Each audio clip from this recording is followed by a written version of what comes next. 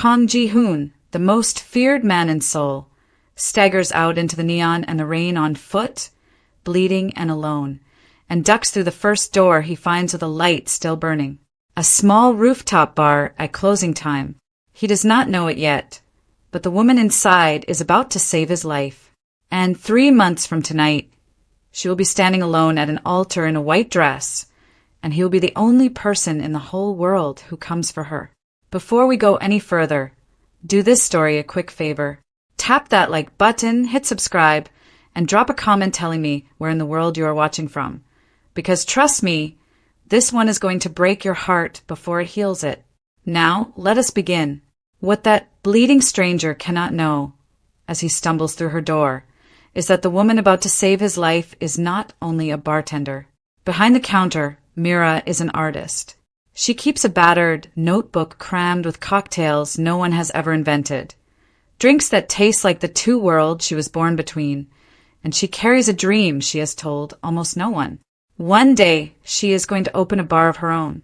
Every extra shift, every tip she does not spend, goes into a jar with a label written in her own careful hand, and the label reads, simply someday. It is the truest thing about her, and it is the very thing everyone in her life keeps overlooking. Tonight, Mira is stacking the last of the chairs when the door bangs open, and a man falls through it, bleeding onto her clean floor. She tells him the bar is closed. He does not leave. Cold water, he says, that is all, please. Every sensible instinct tells her to run. She does not run. She locks the door with him on the inside, sits him on a stool, and grabs the first aid kit from behind the bar. Her hand stays steady as she cleans the wound. You need a hospital, she tells him. No hospitals, he says. He watches her the whole time, this woman who did not scream and did not flee. He asks her name. She does not give it. You are bleeding in my bar at 2 a.m., she says. You do not get my name. And what surprises him most is that she never once asks how he came to be cut open. Some people already know better than to ask. When she has finished, he reaches into his ruined jacket and presses a thick roll of money into her hand. For the trouble, he says. Mira sets it back down on the counter without even counting it. Kindness is not for sale, she tells him. Drink your water and go. And Kang Ji-hoon, a man who has bought everything he has ever wanted, stares at her as though she is a language he has never once heard spoken. Remember that moment. It matters more than either of them knows. Then tires scream in the street below, and boots come pounding up the stairs, and the door bursts inward as men in black flood the room. Guns up, only to freeze at the sight of him alive. Boss, breathes the broad one at the front, and the word lands in the room like a dropped stone. Now Mira understands exactly what she has been kneeling in front of. She goes very still. Ji-hoon rises, one hand at his side, and tells his men that this woman saved his life and is not to be touched. At the door, he looks back and memorizes her face. Then, lo, so only his right hand, Tae-soo, can hear, he gives an order. Find out everything about her. The door closes. She does not even know his name. It is near 3 a.m. when Mira lets herself into the small apartment she shares with Park Min-jae. He is curled on the couch, smiling at his phone. The instant her key turns, that smile drops, the phone flips face down against his chest, and he sits up too fast and greets her too brightly. How is work, he asks. She is exhausted, and she is in love, so she does not see the guilt in his eyes. She does not mention the bleeding stranger. She just wants her bed, but she cannot see what we can. The name on that phone is Han Chai-rin. The only daughter of the chairman Min-jae is desperate to climb under. She is beautiful, rich, bored, and cruel, and Min-jae has belonged to her for months. Mira is only the warm home he runs back to when the cold gets too real. He tells her he works late. He does not work late. The next evening, over steaming bowls at their favorite noodle shop, Myra's co-worker and closest friend Soo-jin drags the whole story out of her. A bleeding man, armed men who called him boss, a roll of cash she turned down. Soo-jin's chopsticks freeze in the air. Are you out of your mind? She hisses. Men like that do not forget a face, especially a face that was kind to them. But then they do what they always do. They slide back into the dream. The bar they will open together one day, the one Mira sketches in her notebook, the drinks, the name over the door, the life they are both quietly working toward. Soo-jin still has a bad feeling about the bleeding man. Soo-jin, it turns out, is right about everything except which direction the danger will come from. Across the city, Tae-soo lays a folder on Ji-hoon's desk. At last there is a name, Mira, half Nigerian, half Korean, belonging fully to neither. 2 jobs, a dream of a bar of her own, a boyfriend named Park Min-jae, and one more thing buried on the last page.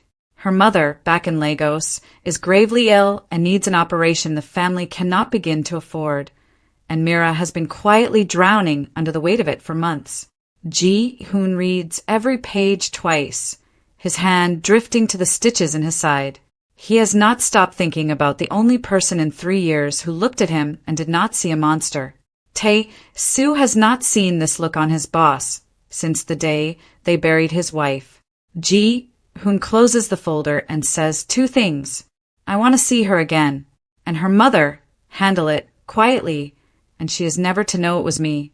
A week later, alone in the bar's stockroom at the end of a double shift, Mira is crying into her hands because the hospital in Lagos has given her a number she can never reach in time and her mother is running out of it. Then her phone rings. It is her aunt, breathless, half laughing, half weeping. The surgery has been paid. All of it. Every last one. By a donor who left no name and wanted nothing in return. Mira sinks to the floor of that stockroom and sobs with relief, thanking God she is not sure she still believes in, never once imagining that her miracle is a man in a charcoal suit who cannot stop thinking about her, and who will never, ever tell her what he has done. The pursuit begins quiet and complete. Flowers arrive at the bar with no card. Then a bottle of wine worth a month of her wages. She sends every bit of it back. Tell him I am not for sale, she says, and if only she knew who she was saying it to. So he comes himself and sits at the far end of her bar and orders 1 drink and tips like a king and does nothing improper at all. He simply watches her work and then he leaves. Night after night after night. One night a drunk businessman grabs Mira's wrist across the counter and will not let go, and his voice turns ugly. Before she can even pull away, a shadow is there. Ji-hoon does not raise his voice. He lifts the man's hand off her and says something so quiet and so cold that the drunk goes gray and bolts for the door. Then he sits back down as though nothing happened and orders his usual. Mira stares at him. I did not need saving, she says. I know, he answers, you had it handled. I just did not feel like watching. Something in her chest shifts, and she hates that it does. Stop coming here, she tells him. I will stop, he says, the day you look me in the eye and tell me you feel nothing. She opens her mouth to say it. She finds that she cannot. He nods, as if he already knew, and leaves a tip that could cover her rent, which she chases him to the elevator to return. He will not take it, and the door slides shut on the smallest curve of a smile. An ordinary afternoon undoes her. In a bright department store, Mira turns a corner and the floor drops out from under her. There is Min-jae, glowing, his arm draped around a woman in cream and gold. Chai-rin. Their heads are close, they are laughing, they are picking out expensive things together like a couple. And the sight of it goes through her like a blade. Min-jae sees her, and the color drains from his face, but he is good at this, and he recovers fast. This is Chai-rin, the chairman's daughter. He says smoothly, I am only helping her carry some bags. It is a work thing. Why are you looking at me like that? Chai-rin looks Mira slowly up and down, amused, and says nothing at all because she does not need to. Every instinct in Mira's body is screaming the truth.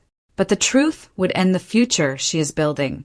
So Min-jae buys her a coffee and holds her hand and swears on everything, and turns it around so smoothly that within minutes she is the one apologizing. She chooses the lie because the lie lets her keep her dream. Ji-hoon changes his game. The gifts stop. Now there is only him, patient and present, learning her. He remembers the small things she says. He treats her like a person and never once like a prize. On a slow, rain-soft night when the bar holds only the two of them, he tells her the truth about himself. He was married once, he says. He loved her more than his own life. She died 3 years ago, and he buried his heart with her, and he never expected to feel anything again, until a woman in a black uniform refused to let him bleed out alone. Something in Mira cracks open. We can never be anything. She tells him, I am getting married. I know, he says. I am not asking to take his place. I am only asking to be near you. And against every good instinct she owns. Starved of the attention Min-jae stopped giving her long ago, she says the most dangerous words of her life. Just friends. Just friends, he agrees, and they both know it is already a lie. What follows are the best weeks of Mira's life, and she will hate herself for that later. He calls her every time he goes out, only to tell her when he is safely home, as if he needs her to always know he is alive. He takes her to a private observatory and points the great lens at a star that died 1,000 years ago, and while the ancient light of it still falls on her face, he asks her about her name, and her mother, and the two worlds she was born between. She tells him things she has never told a soul. That growing up, the children on one side called her one thing, and the children on the other side called her another, and she never once felt she fully belonged anywhere. He listens to all of it without looking away. Then the world was wrong about you, he says simply, and he says it like a fact and not a comfort, and something in her that has been clenched since childhood finally loosens. One evening, he rents out an entire cinema, every seat empty but 2, and they watch a silly comedy in the dark, and Mira laughs so hard she forgets, for 2 whole hours, everything heavy in her life. Walking out under the marquee lights afterward, giddy and unguarded, she finally tells him the dream she has told almost no one. She wants a bar of her own, a place that is hers, that tastes like both halves of her, where no one gets to decide she does not belong. She braces for him to laugh the way Min-jae always laughs. He does not laugh. He looks at her as though she has handed him something sacred, and he says, then you will build it with your own 2 hands, and the whole city will line up at your door. No one has ever once made her feel that her dream was possible. He makes it sound inevitable. There are quiet dinners where he lets her order everything on the menu just to watch her enjoy it. There is a dawn on a silent beach where they walk the cold sand barefoot and do not speak for an hour, and it is the most peaceful hour she can remember. He never pushes. He is, at every single turn, a gentleman, and it is the gentleness that undoes her, because she had forgotten what it feels like to be treated as though she matters. Then one night the rain catches them, and they run laughing beneath an awning, soaked and breathless in clothes, and for a moment the whole loud city goes silent around them. He does not kiss her. He only looks at her as though she is the single thing in the world worth looking at, and that terrifies her more than any kiss ever could. By now Tae-soo has the whole ugly truth about Park Min-jae, the messages, the hotel rooms, the double life, laid out in a folder he offers to his boss without a word. Hand it to her, he says, and it is finished tonight. But Ji-hoon does not take it. Burn it, he says. I will not win her with another man's sins. If she comes to me, she comes because she chose to, free and clear, or she does not come at all. Tae-soo has served him many years, and it is in this moment that he understands his boss is not merely fond of this woman. He is in love with her, the kind of love that would rather lose honestly than win by a lie. But Han Chai-rin is bored, and bored women are dangerous. She learns that Kang Ji-hoon is circling Min-jae's little bartender, and she tells Min-jae, laughing, purely to watch him squirm. And it works. His pride will not survive being outbid, and worse, he cannot afford to lose Mira, because Mira is the safe, warm home he keeps for himself. So he panics. That very night, in their cramped apartment, with no ring box from a real jeweler, with no families and no plan, he drops to one knee. Marry me, he says, marry me now, I cannot lose you. And Mira, who has loved this man for years and dreamed of this exact moment, says yes through her tears, and never sees the fear hiding behind his eyes. She thinks she is being chosen. She is only being kept. When the news reaches Ji-hoon, it lands like a fist. Soo watches his boss stand at the window a long time without a word. But Ji-hoon does not rage, and he does not interfere because he made her a promise. So he keeps being her friend and hides what it costs him. And the friendship only deepens, which is its own quiet cruelty to them both. Then comes the danger she never saw coming, because in Ji-hoon's world, every person he cares about becomes a target, and someone has been watching him watch her. One night, as Mira leaves the bar, a black van swings to the curb and rough hands drag her inside before she can scream. She is taken to a cold warehouse and tied to a chair, and a rival of Ji-hoon's crouches in front of her, smiling, and tells her she is going to be the message he sends. He badly underestimated how fast Kang Ji-hoon moves for the people who matter. Within the hour, the warehouse doors come apart. Mira will only ever half remember what happens next. The noise, the shouting, the sudden ringing silence, and then Ji-hoon is on his knees in front of her, cutting the ropes with hands that are shaking, checking every inch of her for harm, saying her name over and over like a prayer. He gets her out. That night, he will not leave her side, and she does not want him to. She wakes screaming from a nightmare, and he is there in an instant, gathering her against his chest and holding her until the shaking stops, murmuring that she is safe, that no one will ever touch her again. In the dark, with her cheek against his heart, the space between them narrows to nothing, and he lowers his head and she lifts hers, and they are a breath apart. Then she remembers the ring on her finger, and she pulls back with a small broken sound and whispers that she cannot. She is engaged, she is so sorry. And Kang Ji-hoon, who has never in his life let go of anything he wanted, lets her go. But in that moment, Mira already knows the truth she is running from. She is in love with him, which is exactly why by morning she panics. Because loving him feels like betraying the man she is about to marry, and Mira does not know how to be a woman who cheats. So she builds the wall higher, and Ji-hoon, who very nearly lost her, cannot stay silent any longer. He tells her the truth. He tells her that he loves her. He tells her that Min-jae is not the man she believes, that a man who truly loved her would never hide her, that she deserves to be chosen out loud in front of the whole world. He stops short of the cruelest facts, because even now he will not break her with another man's sins. He only begs her, do not marry him. But Mira does not hear a warning. She hears a powerful man trying to take what he wants, insulting the life she built with her own 2 hands. Her pride and her loyalty rise up together, blinding. You have gone too far, she tells him. Mira, he says. My heart belongs to Min-jae, she says. Leave my presence and never come back. And she means every single word. So she cuts him off. She blocks his number. She stops answering the door. And Kang Ji-hoon, a man who could take anything in this city by force, chooses instead to honor the one thing she asked of him. He grants her wish. He disappears. The calls stop. The far end of her bar sits empty. The silence he leaves behind is far louder than she ever expected. Meanwhile, Min-jae, sensing the rival gone and feeling Mira pull closer to him out of guilt, moves the wedding sooner, faster, before anything can slip out of his hands. And Mira throws herself into it, telling herself she chose right, refusing to feel the shape of the thing she is missing. Days before the wedding, Chai-rin arranges to run into her, all sweetness and poison over a coffee she did not ask for. She admires the ring.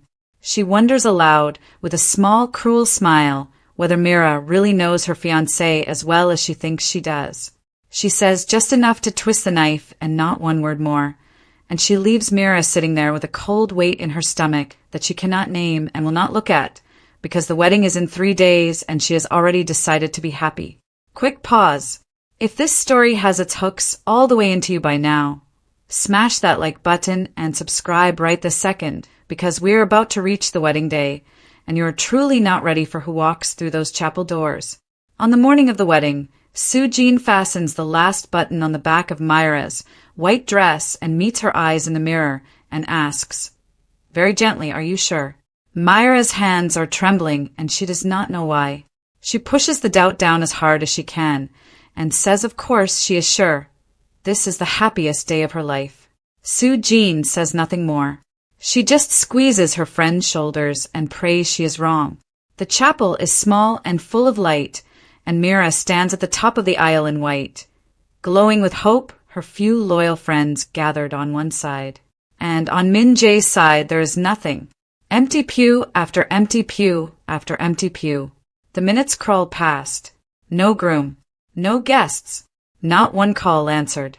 The whispers begin, and then they spread, and Myra's bright smile starts to tremble at its edges. Then the chapel doors swing open and every head turns, and it is not Min-jae. It is Han Chae-rin, in cream and gold as though she is the one being married, flanked by laughing friends and 2 enormous bodyguards, smiling like a drawn blade. She walks the aisle that Mira should have walked, and she delivers the truth without a shred of mercy. He was always mine, she says. You were only ever the maid he came home to. There was never going to be a wedding. He is with me right now, and he could not even be bothered to tell you himself. She laughs at the dress. She laughs at the empty seats. She laughs at the little bar girl who dared to dream she could marry up. And when that is still not enough for her, Chae-rin turns to her men. Teach her where she belongs, she says. They start forward. But Mira has been pushed far past what any person can bear, and something in her snaps clean, and she draws back her hand and slaps Han Chae-rin across her perfect, smirking face. The crack of it echoes off the stone. Then it all goes dark and fast. The bodyguard sees her, rough and careless, one wrenching her arm while another leers, and Mira is alone and outnumbered and cornered in her own wedding dress with no one left to save her. And then the chapel doors slam open one more time. Kang Ji-hoon fills the doorway. Dressed in black, Tae-soo and his men range behind him like a storm about to break. He crosses the chapel in long, unhurried strides and places himself squarely between Mira and every person in that room. He does not shout. What he does is so much worse than shouting. His voice comes out low and cold as deep water as he tells Han Chae-rin exactly who he is and exactly what he is prepared to do. If you or your men ever touch her again, he says, if you ever so much as speak her name again, I will make you and your whole family vanish from the face of this earth, and no father with a company will be able to stop me. Chae-rin, who has never once in her pampered life been truly afraid, goes white to the lips and runs, her men stumbling out after her. Then he turns to Mira, this proud, brave woman standing broken and white, and every trace of ice leaves his face. He says nothing at all. He takes off his jacket and settles it around her shaking shoulders. And then he lifts her gently into his arms and carries her out of that place of empty seats and cruel laughter. And Mira, with nothing left in her to fight with, turns her face into his shoulder and lets him. He takes her home, but not as a prize he has finally won. He brings her there as a refuge, and he asks nothing of her. He gives her a room with a lock on the door, quiet doctors for the bruises on her arms, staff who leave her be when she needs to be left be. She is shattered, and not only by the betrayal, but by the wasted years and the fool she feels she was, and for days she can do nothing but weep. He never once pushes. He sits on the floor outside her door through the long nights. He leaves cups of tea where she will find them, and once, only once, he says the thing she most needs to hear through the closed door. Being lied to by a liar is not stupidity, he tells her. It is the price of having a real heart, and yours is the best I have ever seen. Do not let him make you ashamed of it. Slowly, so slowly, Mira comes back to life. She opens the door. They talk for hours about everything and nothing. He tries to cook for her and burns the rice black, and she laughs for the first time in weeks, and the sound of it stops him where he stands, like a man hearing music he thought was gone for good. One evening she cooks for him instead, the food of her mother's country, jollof rice fragrant with pepper and spice, and she watches nervously as this Korean man who could eat at any table in the world takes his first bite. He closes his eyes. He goes back for a second plate and a third, and he asks her the name of every dish, and he tells her that a woman who can hold two whole worlds inside her and make something this beautiful out of both is not caught between them. She is bigger than either one. She has spent her whole life feeling like too much of one thing and not enough of another. And in a single sentence, he turns the thing she was ashamed of into the best thing about her. The good days multiply.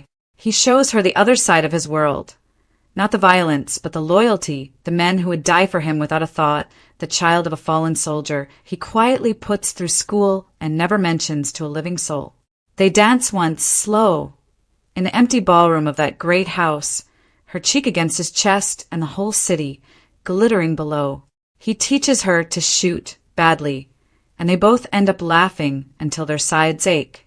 There are lazy movie nights when she falls asleep against him halfway through, and long drives with no destination at all, and a few stolen days by the sea where he takes her to breathe and wins her a ridiculous giant stuffed bear at a boardwalk game just to see her smile, and lets her sleep as late as she wants for the first time in years. She is healing, and she is falling all the way, whether she means to or not. And then one evening she finds out. It is nothing dramatic, only a line on a document left on a table, a hospital in Lagos, her mother's name, an amount, a date from months ago. Months. Long before the altar. Long before she ever softened toward him. She stands there holding the page with her whole body shaking. And when he comes in, she asks him, in a voice barely above a whisper, "Was it you?" He does not lie to her. He has never lied to her. "You were drowning," he says, "and I had the means, that is all." "Why did you never tell me?" she asks. "Because I did not do it to be thanked," he says. "I did it because I could not stand that you were carrying it alone, and that more than the rescue, more than the warning, more than any of it, is the moment Mira finally stops fighting, because she understands at last that this man loved her quietly and asked for nothing. Back when she was still someone else's, back when there was nothing at all in it for him. When he kisses her now, on a balcony high above the whole glittering city, it is nothing like the near miss in the rain.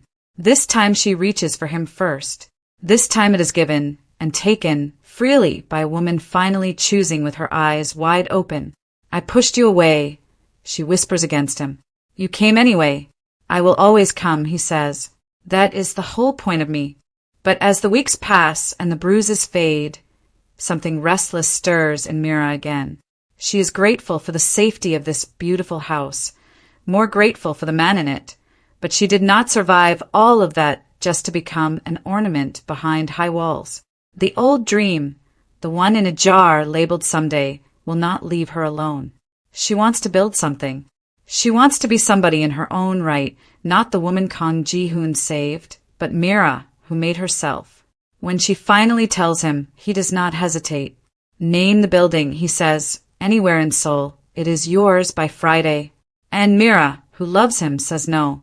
Not like this. She will not be handed her dream the way Min Jae once tried to hand her a marriage, as a pretty thing to keep her quiet. Kindness is not for sale. She reminds him, with the ghost of a smile, and neither is she. And if she is going to have her own bar, she is going to earn every inch of it with her own 2 hands. For a long moment, he just looks at her, and then slowly he smiles, because exactly this is the woman he fell in love with. "Then I will not buy it for you," he says. "But I will not let anyone in this city stand in your way either. Fly. I will be watching." So she goes back to work, only this time she is working for herself. She pulls out the battered notebook and she begins to create cocktails that taste like nowhere else on earth, Korean citron and soja married to the deep red hibiscus her mother steeped for her when she was a girl in Lagos. Drinks with names like little stories. Late at night, she films them, just her hands and her voice and those impossible colors, and she sends them out into the world expecting absolutely nothing. And the world, it turns out, has been waiting for exactly her. One video catches, and then another, and then all of them. Strangers start coming to the little bar where she works just to watch her make the drink they saw on their screens, and soon they are lining up before the doors even open. Soo-jin leaves her old job to stand at Mira's side, the way they always dreamed. Within months, Mira is not a secret anymore. She is a name, the rising star of the city's nightlife, the girl whose drinks taste like 2 worlds, and for the first time in her whole life, she is being celebrated for being exactly, fully, unapologetically herself. It is not all smooth. When word spreads of the money and the crowds she is drawing, a small-time boss sends his men to lean on her, the way men have always leaned on women building something good. "Pay us," they tell her, "and we will let you be." Mira does not call Ji-hoon. She plants herself in her own doorway, lifts her chin, and tells them exactly where they can go. And when they laugh and step toward her, they discover, without ever being told, that by morning every door in the city has quietly closed against them, that no supplier will sell to them and no landlord will house them, and they never do find out why. Ji, who never breathes a word of it, he simply lets her win her own fight and clears the road behind her where she cannot see it. And then the day comes. On a corner she chose herself. With money she earned herself. Mira opens her own bar. She calls it Two Worlds because that is what she is, and that is what it is, a place where Seoul and Lagos meet in a single glass, where a girl who never belonged anywhere at all built somewhere that finally wholly belongs to her. On opening night, the line runs around the block. Her mother, strong and healed, flies in and weeps at the door. Soo Jean runs the floor like a general, and Mira stands behind her own counter, in her own place, the owner at last, and she has never in her life felt so completely like herself. Late that first night, when the crowd has finally thinned, the door opens one more time, and a man in a charcoal suit walks in and sits at the very far end of her bar. He orders one drink. He tips like a king. And this time, when Mira finds the money he has left, she does not chase him to the door to give it back. This time she folds it into her pocket with a slow smile and says, "For the trouble." Kang Ji-hoon laughs, really laughs, the sound of it filling her beautiful empty room. Because the woman who once refused his money across a bar she did not own now owns the bar, and the whole world has turned exactly the way it always should have. But Park Min-jae is not finished. The moment he learns that Mira is not only under the protection of Kang Ji-hoon, but rising into a star in her own right, glowing in a way she never once glowed for him, the fool finally understands the size of what he threw away. And it only gets worse for him, because Han Chai-rin, who never loved him for a single second, has already grown bored. She drops him the instant the game is over, laughs in his stunned face, and tells him he was never anything more than her entertainment. When the chairman learns his daughter's little toy has caused a scandal, Min-jae's promising career collapses overnight. So he turns to the only card he believes he has left, Mira. He sends extravagant gifts to the mansion and to the bar, and every single one is turned away. He runs to the media with a sob story, the loyal fiancé cruelly abandoned by a gold digger. And Ji-hoon's people bury it so completely that it is gone within a day. He even tries, shamelessly, to attach his name to her rising fame, and is laughed out of every room. He calls and calls. He pleads. He weeps down the phone. Nothing reaches her, because for the first time she sees him with perfect clarity, and there is nothing there she wants. Finally, desperate, he comes himself to the tall gates of the mansion, hammering on the iron and shouting her name into the night.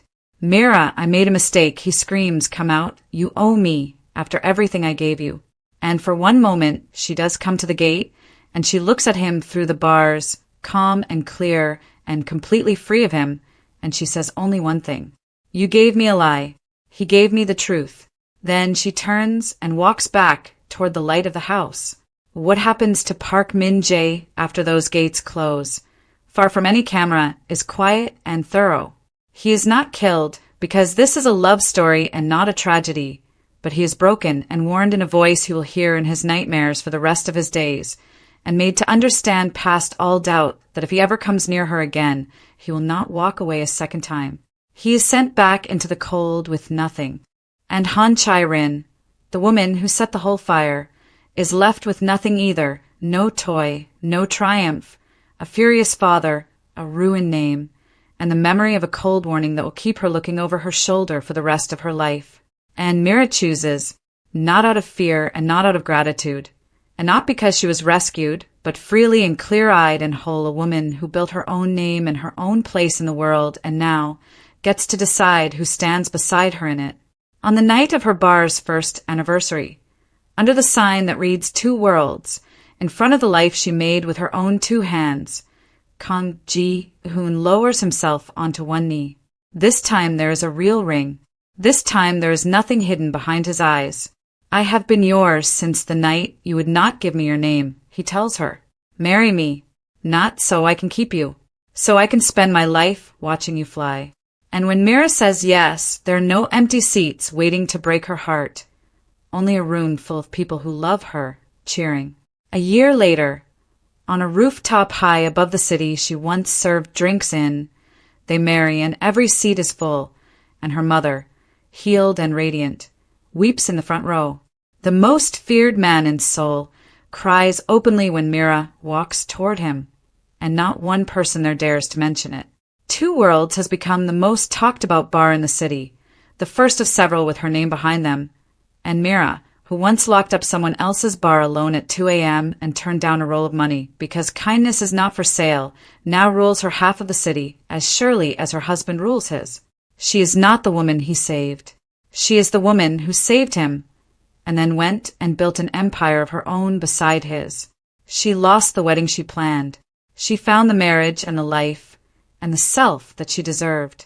The man everyone feared turned out to be the only one who never lied to her, never left her, and never once tried to make her smaller.